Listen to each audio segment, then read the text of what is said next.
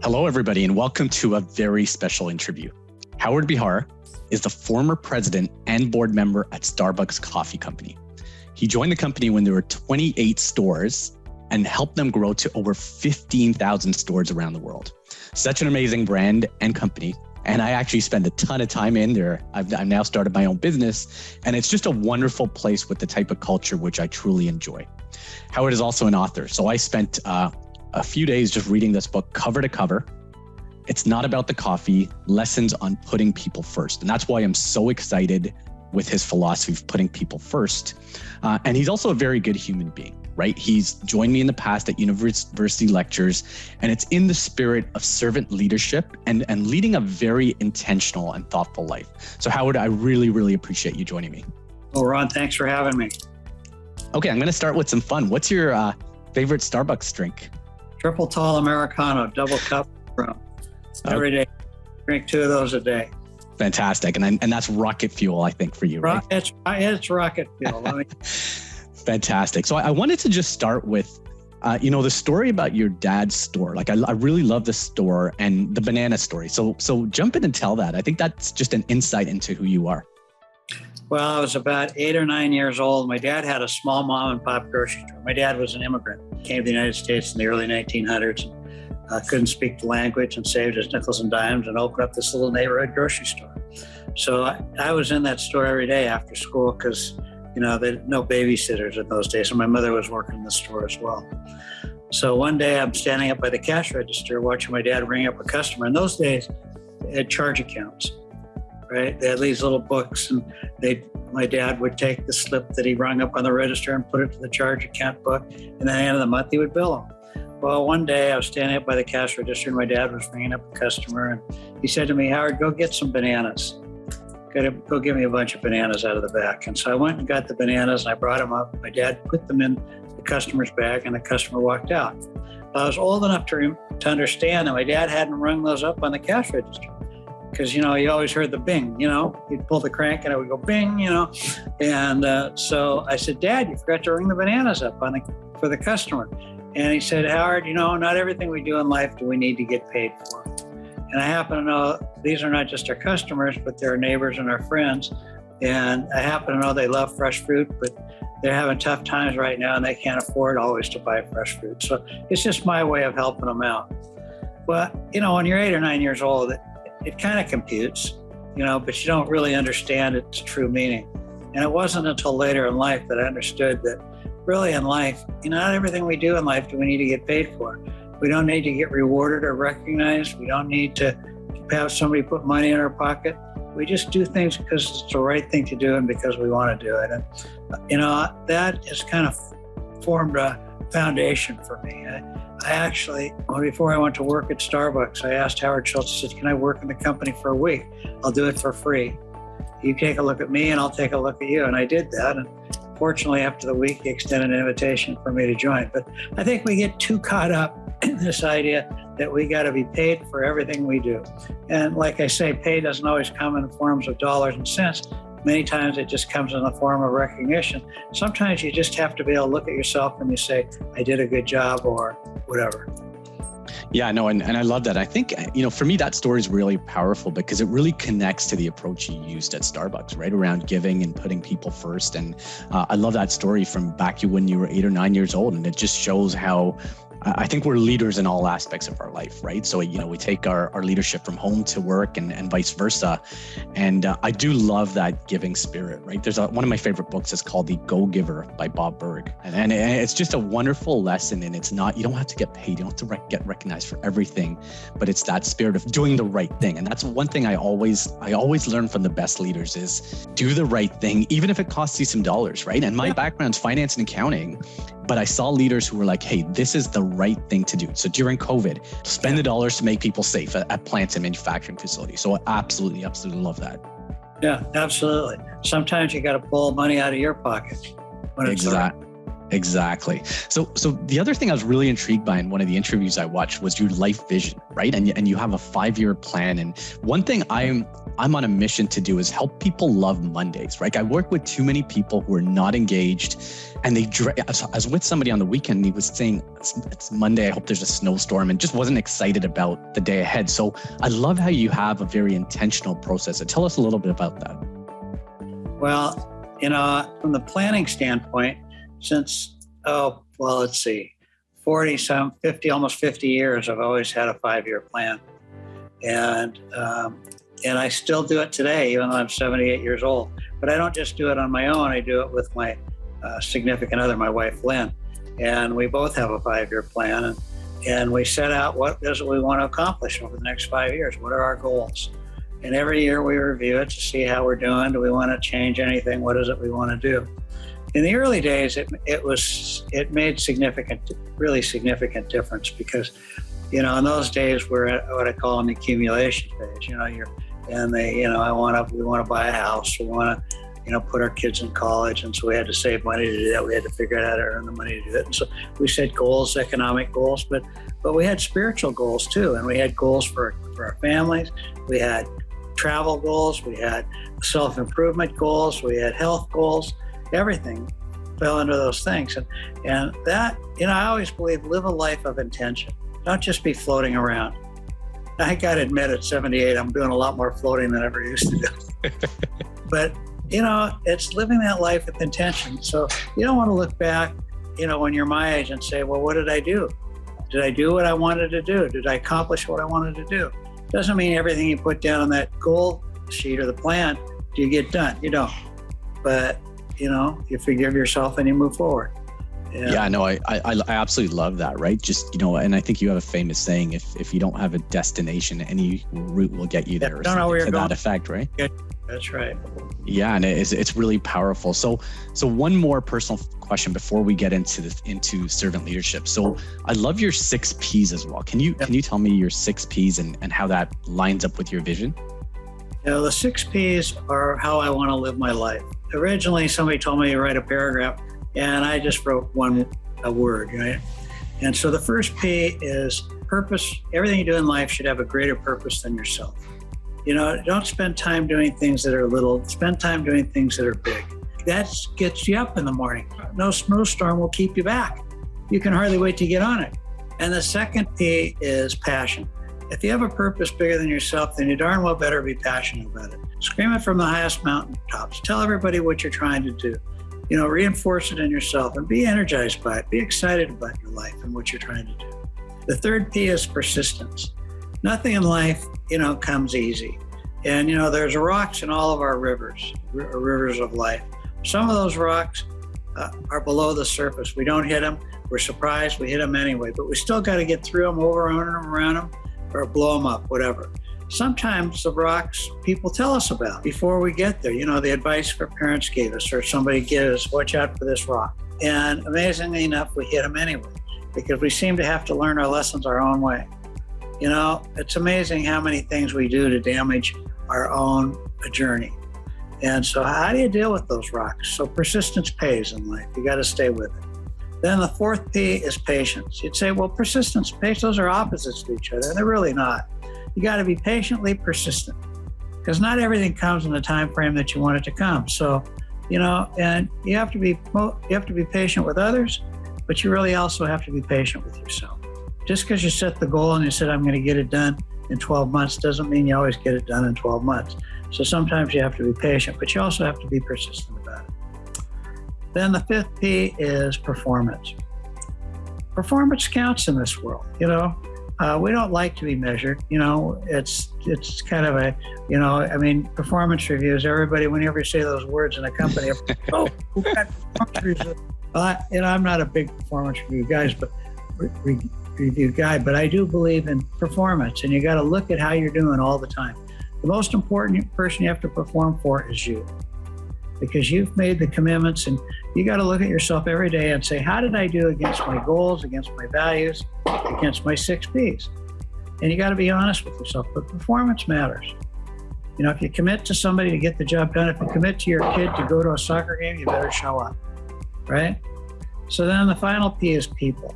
Everything we do in life is about serving others.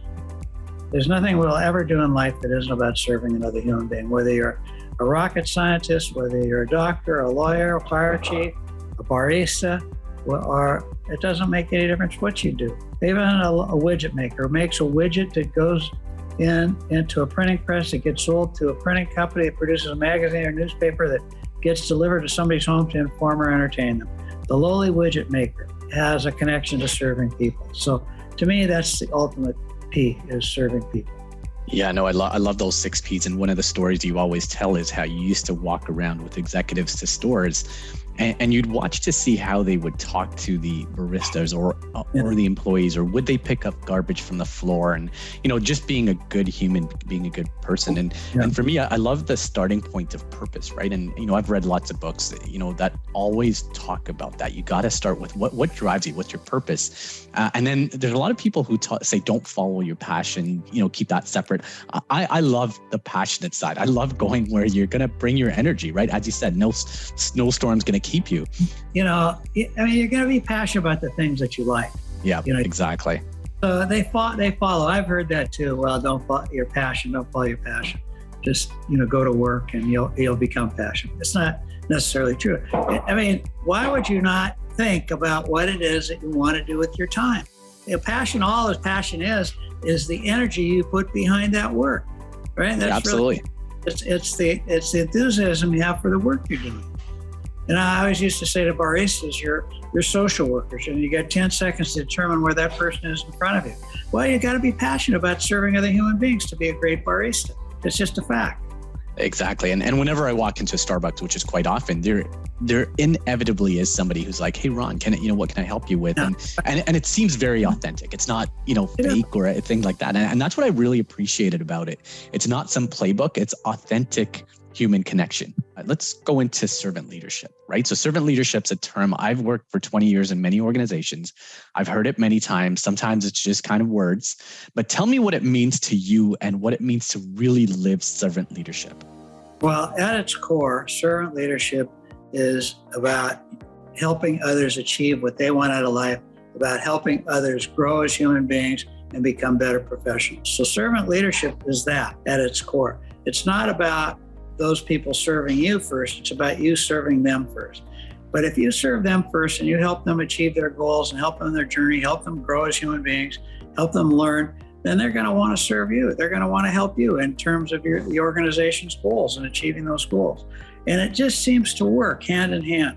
I don't think it's so different from anything we do in life. If we're married, we have children, our goal at a married life is to help our spouse or significant other get what they want out of their lives. And in so doing, more than not likely, they're willing to do that for us. But if you do the opposite, if it's always about them serving you first, you don't have a very good marriage. And it's the same with your kids.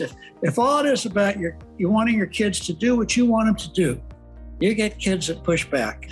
Exactly. They want to do anything but that. And so you start out with this idea, you're there to serve first. And that's basically the core of servant leadership. Yeah, no, I love it. And for me, when I saw the organizational pyramid kind of flipped on its head, I think that was really powerful to really say, look, it's not about command and control and barking out orders. It's about saying, hey, what can I do to remove obstacles, to help people achieve their goals, for them to be better leaders in the future, to me, is what it's all about. So what are some things people should do to live that out? Like, if you think about practical ways, right? Like, what are some things that come to mind for servant leadership? Number one, you gotta be a good listener, and you gotta be a good questioner. You gotta be willing to ask deep and probing questions about what people want out of their lives, right? And then you have to really listen, and then you have to act.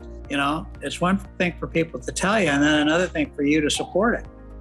And like we talked before, sometimes, it takes resources from your time or money from you or whatever it is, or just time to help people get it. But that's probably the biggest one, is being a great listener, being a good questioner, and then acting. Amazing. And were you always a good listener? No. And so what did you do to become a great active listener? I was a better listener at work than I was at home. But, and then finally I was reading this book one time, and there was this 2-word quote. compassionate emptiness. I said, what does that mean? And then it went on to explain, and compassionate emptiness means that you're compassionate about that other person, right? About their issues, but empty of solutions. And when you're that way, then you become a good listener, because you're not ahead of that person. You're not waiting for that person to say something you already know they're going to say, and then you're ready to answer. Yeah, no, I really like that. And for me, I'm the same way. My wife always tells me I'm a terrible listener, but it's a skill set you need to work on, and really stop and not be thinking about your response already. And I love that second part of what you said is emptiness is not always coming with solutions. Sometimes it's just about listening and being there for the other person to truly connect with them, right? It's a very hard skill in an organization. In most of the organizations I've worked for, most managers and leaders think they're in a senior position, so it's their role to provide the recommendations all the time. Whereas in fact, in my coaching practice, it's about helping people get to their own solutions, which are often better solutions. So a lot of leaders I know tend to think that they have to have the solution provider. They got to be the idea person. It's not true. What you got to be is a great listener and listen to people. I mean, who knows more about what's going on with customers in our stores than a barista or a store manager? Nobody. So you got to listen, and you got to ask questions, and then you got to act on what you hear. When I had 3 or 4 questions that I'd ask every time I'd go into a store. I'd want to know who they were, who the barista was, where they came from if I didn't know them, and then I'd say, what do you like about Starbucks? And they'd answer. Then I'd say the hard one was, okay, what don't you like about Starbucks? Oh God, that was painful.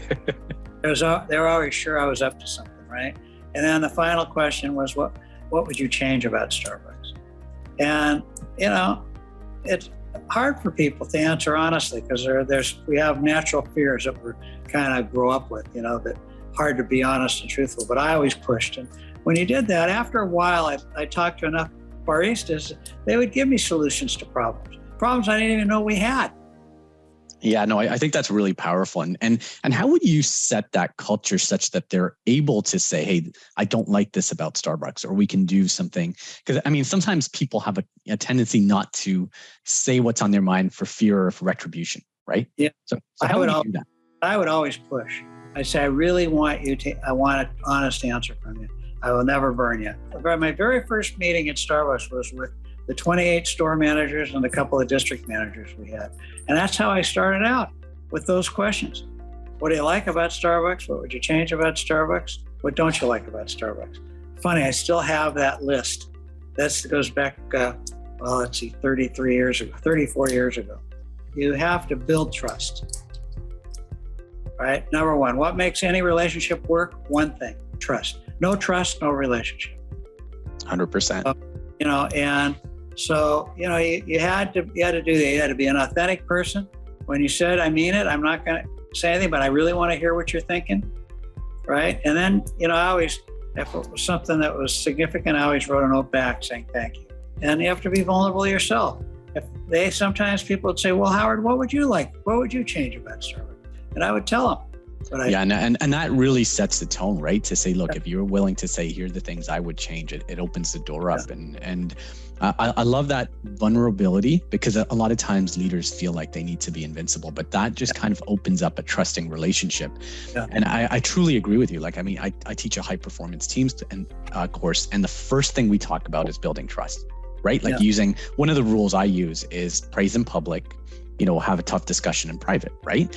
And that can apply to so many different parts of life. But when you have somebody's back and truly have somebody's back, the results you see for them in the future is just astounding. It's just, and I think I had, my parents moved from Kenya to Canada, and same thing. I observed, all the struggles they went through, but it was all in the name of service. They still gave as they were struggling. They did everything they could for us. And that service really goes a long way, right? The loyalty you build up and the character you build up. Okay. So I love the listening part, and I want to use that listening for innovation, right? So a lot of the organizations I've worked for, they struggle with innovating. And I think about Starbucks, and I love the example of the Frappuccino. And I also love the example of the cola coffee that didn't work. So tell me how you can bring innovation to the forefront, right? You always talk about, hey, let the person who sweeps the floor pick the broom. Tell me a little bit about your thoughts there. Well, I don't think there's anything that, particularly in the Starbucks business, right? I mean, you got baristas and store managers, they're in the stores every day. You know, a Frappuccino came from customers coming in, our store asking for a drink like that because we had a competitor that had a drink like that, and our store manager and barista listening. And so when we asked the question, well, it was actually a district manager that did it, and she was Dina Campion. She was the one that figured it out, but it just came from that. It's that simple. Look at McDonald's, a great example. McMuffin, that came from a franchisee, right? And one of their best-selling products. Frappuccino came from one of our stores. One drink after another, one service level, different things. Partner benefits, what we call employees, partner benefits. What do you want? What do you want to keep? I remember when I was trying to get rid of, we give everybody a pound of coffee a week free. And I knew what was going on with the coffee. They were giving it away. You know, they weren't drinking a pound of coffee a week for the most part. They'd take it to their parents. And so I said, maybe we could just do a half of it. It'll save us a lot of money. We could spend the money someplace else. And so, but I would never do that on my own. So I called the team of baristas together, about 20 of them. And I said, here's what I'm thinking. What do you think? And it was almost immediate. No, don't take that. So I didn't, and so you just have to ask, what kind of product do you think we should have that we don't have? What do you think our customers could use? We're making these drinks. Do you think there's a better way we can make these drinks? You name it, they'll come up with it. And then, innovation, the best innovation is to copy somebody else. Pretty much everything I've ever done in my life is somebody, and I changed it, but people are afraid of not invented here syndrome. If you don't invent it, then you can't do it. That's baloney. Find things that other people that are doing well, even in non-related businesses. Sometimes you learn from companies that are totally different, so different products, different everything that could add value. Yeah, that's amazing. And I love how you're saying, hey, look to what your competitors are doing. Look what people outside of your industry are doing anyway, because that's a clue into what's going on, right? And life changes so much, right? I mean, think about what we've gone through with COVID, and now people are, I can barely get a seat at my local Starbucks, but it's around, hey, how do we keep that going? And that true active listening. So how much time did you spend in the actual stores versus being in the office? I mean, that requires a lot of time with people. Yeah, well, first of all, even when I was in the office, it was with people. I wasn't a guy that was going to sit, but I was in the stores 3 days a week and on weekends in those early days, particularly. And then, when I started Starbucks International, I was gone. I traveled 70% of the time. Wow. So, and even when I had responsibility for the domestic business, I was traveling all the time. You don't learn anything sitting in your office. Yeah, no, that's amazing. I love that on so many levels. And as I was thinking about you traveling like that, so one of the things that's, obviously critical in business is diversity, equity, inclusion. So as you've traveled around the world, what are some lessons you'd say, hey, if I was to pass those on to leaders of today, there must have been so many learnings from those experiences. It really changed my life. You learn, I came away from that experience saying, we're pretty much the same. Whether the color of your skin, the food you eat, the religion you practice, the cultures you come from, we all want to love and be loved. We all want to be treated with respect and dignity. We all want to grow as human beings. We all want to be recognized and rewarded, and those things are pretty much universal. And it doesn't make any difference where you go in the world, it's the same. So I found that even though I couldn't speak most of the languages in the countries I was visiting, I found that if I was humble, if I was vulnerable, if I was an authentic person, that I could build relationships. And that's what I did. I focused on building relationships first and business second. And, I always had a smile on my face, and, I was caring, and I had high energy, and I loved being around people. Yeah, no, and I think that's contagious, right? The energy, the smiling, the saying hi to everybody, regardless if they're seeing you. Walking up. I used to get in the elevator at Starbucks, in the morning, going up, and they're all groggy, they're all 20 years old, and say, "Hey, how you doing today? What's going on? And people would, but I always did. I would never get in an elevator without saying good morning or hi to everybody. That's amazing. And frankly, so for me, what I try to do is I take the best from the leaders I truly admire, like that, exactly what you just said. But I've also been in elevators where it's become kind of like an awkward silence, right? And that's where, like, to me, it's always a missed opportunity, right? Like, this is somebody who works in your team, at least have the courtesy to say hi and, give them a smile, right? And that's really powerful. Walking down the hallway, you'd be people, they always have their head down. And I'd say, good morning, how you doing today? If I knew them, I'd say their name. If I didn't, And so, those things make a difference in life. 100%. No, I absolutely love that. So look, I've worked in finance and accounting for most of my career, and I knew you'd say that. But one of the things I really think is really powerful is servant leadership is not just about, hey, it's nice to do and blah, blah, blah. It's about also, having the right people on and off the bus, right? Famous Jim Collins book, as you talk about. So how do you marry up the servant leadership, which you just talked about, with making really tough decisions, as well as, does servant leadership drive business results? Yeah, well, at its core, servant leadership is about performance. It's about producing the results, getting the job done, whatever that is. People confuse servant leadership with this airy-fairy, mushy, soft, I never hold anybody accountable type of, it's not at all. Servant leadership is about performance, but it's how you get that performance, not on the backs of people, with people. And just like you said before, praise in public, criticize in private, or coach in private. That's what servant leadership is about. But servant leadership is about performance. I truly believe that servant leadership produces better results. Yeah, no, 100%. So let's say Ron Montero not performing at your company. Like, how would you coach me, or how would you make a decision whether I'm the right fit for Starbucks or not? Well, all coaching should be somewhat in the moment. You don't save it up till the performance review time in 3 months. But if you see something that needs to be fixed or something that's off, you're in a meeting and you didn't feel like the person running the meeting was really getting the job done, you do it, but you do it in private after. And say, here are some things I saw that you might want to think about changing. And you do coaching. But you always ask for permission. I said, can I have permission to coach? Nobody ever turned me down. That's powerful. Even just that asking. Look, if I had somebody that wasn't performing, I would have conversations. And I would be open and honest. I'd say, here's what I think you're missing. Or you've committed to do this and you didn't get the job done. What's up? What can I do to help you next time? Now, if I had that same conversation 3 times or so, then I might be having a different conversation. The conversation might go like, do you think that this is the right place for you? But there should be no surprises. So I don't assume people are bad people. Maybe some people just don't have the ability to get certain jobs done. Sometimes we just try to move them around, get them in a place where they could do a good job. But sometimes you had to let them go. And that was never easy. I hated that.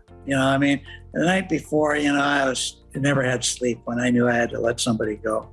But, I always thought it was better for them if they weren't getting the job done and they weren't going to be successful. No, you just let it go on, because what you're really doing is hurting everybody else on the team. Yeah, no, I really like that. I've had to do that similar feeling, but I agree with you. You treat them just as good, if not better, on the way out, because we're all humans. And, I truly believe sometimes it's doing them a favor, right? In the moment, it's tough, but it's, hey, maybe they'll find a path they have more energy and enthusiasm for. Yeah. That's the way that it is. So, look, the conversations sometimes are very challenging. And sometimes people, I've had people that say, well, you're wrong. So then we'd have another conversation. Okay, where do you think I'm wrong? What am I missing here that I don't understand? We're not King Arthur sitting in judgment where, you have to have some kind of conversation. Maybe there was something I was doing that was getting in their way. Yeah, no, I love that. So let's flip that to say, look, let's say Howard Schultz and you were not on the same page. And so how would you address that? Like, if you're receiving feedback and you're really passionate about something, how would you get to the point where you're still on the same page and you move forward together? Well, you had to trust each other, and you had to care about each other, and had to love each other. And we did, but we would argue like cats and dogs. And let me tell you this, we had screaming matches. And I'm an emotional guy. And all these things I'm talking about, I was the biggest rule breaker many times. And I'd get mad at him for something, or, he hated Frappuccino. Hated it. When I first started there, I figured out we needed to have non-fat milk. It didn't come from me, it came from the stores. We had to have a skinny latte, they called it at that time. I didn't even know what it meant, skinny latte. I had to ask a store manager, what's a skinny latte? What's made with non-fat milk? I said, do we have non-fat milk? No, we don't. I said, why don't we? Well, because we don't want it, because we think it denigrates the coffee. I said, where did that come from? I said, doesn't the customer determine where it? So Howard, my first big argument was non-fat milk, because he believed that, you had to use whole milk to make a good, whatever, latte. But if people didn't want whole milk, they didn't want all that fat. So, I pushed, and I just pushed, and I ignored him. And they didn't fire me, which is amazing. Anybody else probably, would have fired. I am not a shy guy. I always believe you got to be willing to bet your job every day. So we made peace and we figured our way through it. There was a third leg to the stool, a guy named Warren Smith who passed away a few years ago. He was the peacemaker between Howard and I. Just say, hey boys, cool it, and we got through it. You famously referred to the three of you as H2. I love that. And I think the chemistry of a team where you can still, argue, be passionate, but at the same time know that, hey, you're all in it for the right reason. You're all trying to move the company forward and help the people. And I think that, again, that purpose that you talked about up front helps alleviate some of that, right? And you're able to have those challenging conversations, which leads to better results. We were totally aligned that this was going to be a people company. Warren, I, and Howard, there was no gap, none. Yeah, no, and even for me, like it's a wonderful way to just be on the same page, right? Because you also say, look, if somebody missed their financials once or twice, okay, they're not going to get fired. They'll get some coaching, right? Because as you said, performance is important. It was hard to get Starbucks for missing your numbers, really hard, right? But if you messed with the people, it was a quick way out the door. Yeah, and that to me is, again, another part of servant leadership, which is courage, right? To say, look, we're going to make tough decisions when necessary. Okay, so very, very tactical advice. A lot of my clients are in finance and accounting. So tell me your advice for bead counters like me to be great business partners. And I've worked for companies where I felt like I was a great business partner. I felt like other companies, they treat people as kind of backroom accountants. So what do people in that company to do to be a real business partner? I don't care what job you had at Starbucks. I don't care whether you had your, eye shade on doing the numbers over, what it was. You had to care about the people. And if you did that, everything else we could deal with. If you needed some skills that you didn't have, we could help you develop those skills. It didn't make any difference what it was, but that's where you had to be. You had to really care about people and support people in their personal growth and their professional growth. And if you did that, you're going to be okay.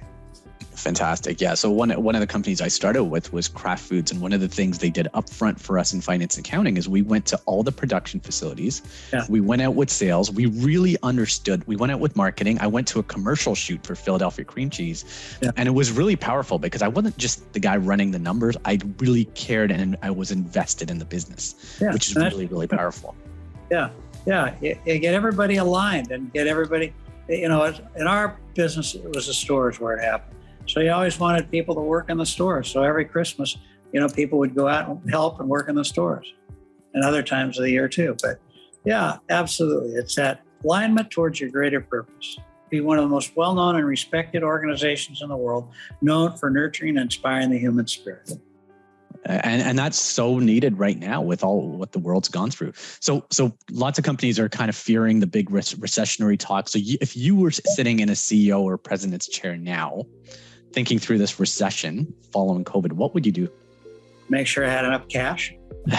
Always cash is king in businesses. Businesses don't go broke because they lack for profits. They go broke usually because they run out of cash. Cash flow is everything. And then I'd be looking for the holes. I'd say, this is a time for us. Where can we gain advantage? Everybody else is in fear. You got to be thinking about what you can do to gain advantage. The modern day Starbucks was born in the recessions of the late 80s, of the 80s. I mean, that's when we were really started to grow, 98, 97, 98, and the big downturn, and you had to deal with it. And you had to figure out what to do. We made a bunch of mistakes then, I think. We had to close a bunch of stores. I think we closed too many. And we laid off a bunch of people that we shouldn't have laid off. We laid off a lot of people who have been around a long time. And within a year, we were hiring people back, and we lost all the people that really had the soul of the business in their belly. Yeah, no, I've seen that in the past with one of the organizations I've worked at. If I had it to do over again, and I was really against it, I pushed back on a lot of that, but I was out of operations on the board at that time. But find a way to keep your people. You got to be the first one to take a decrease. You take the decrease first, and then you ask others, can we take a decrease so we can keep more people? Yeah, that's courageous, right? And again, leading by examples, one thing you have leadership. It doesn't always work. I was on the board. Because I was an insider on the board, I never got paid any cash compensation. I would get stock options. And we didn't, 1 year, we didn't really make our numbers. And I said, I don't think that we should take any stock options.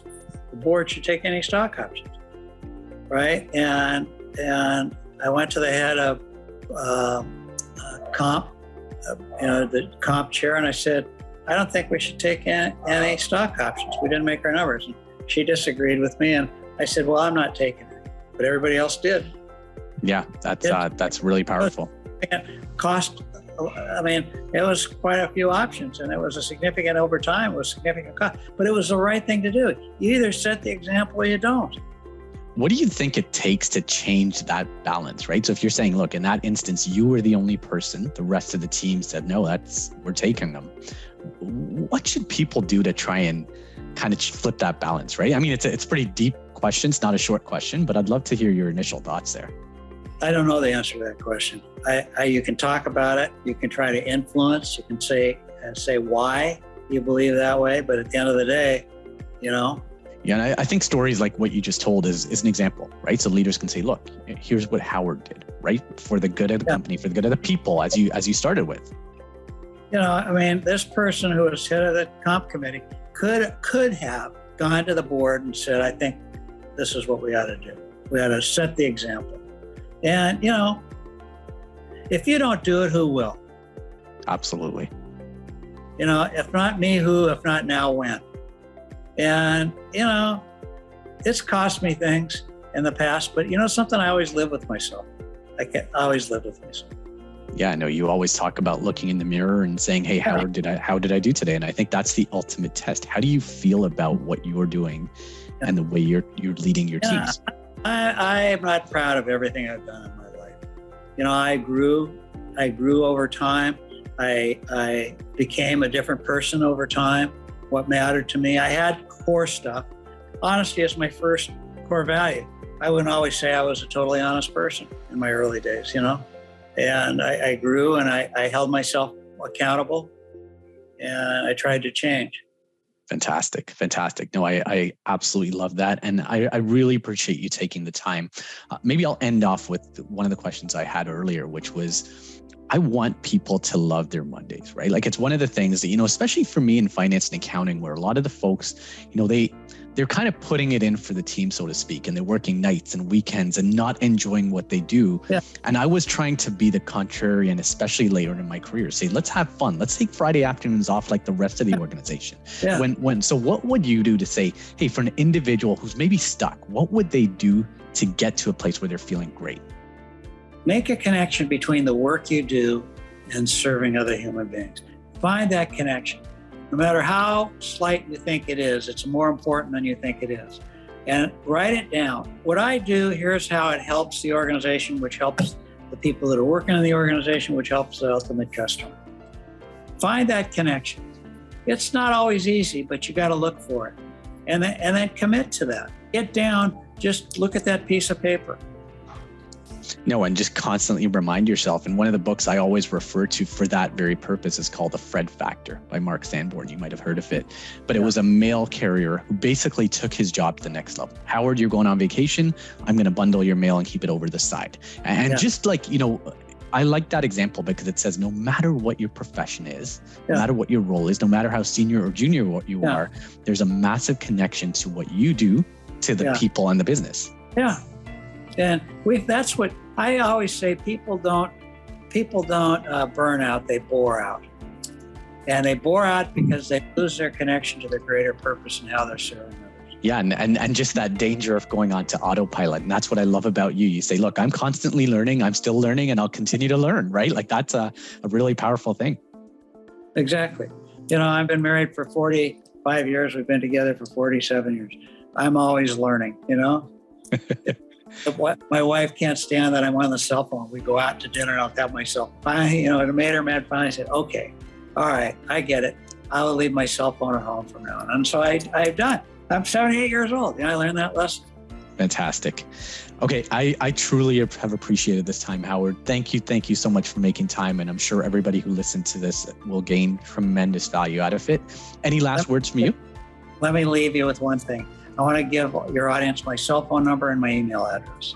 Number is 206-972-7776. And my email address is hb, my initials, at howardbehar.com. And I will respond to everybody. I may be a little slow, but I always get back. Yeah, fantastic. And that's how I got your number, right? And you've been super generous with your time, and clearly you've looked for me to say, hey, what's the value you want to get out of it? And that's when you said, look, let's have a chat and let's make sure we add value to the world. So thank you. You're wonderful. Keep being who you are. Take care. Thanks. Take care. Thanks, Howard.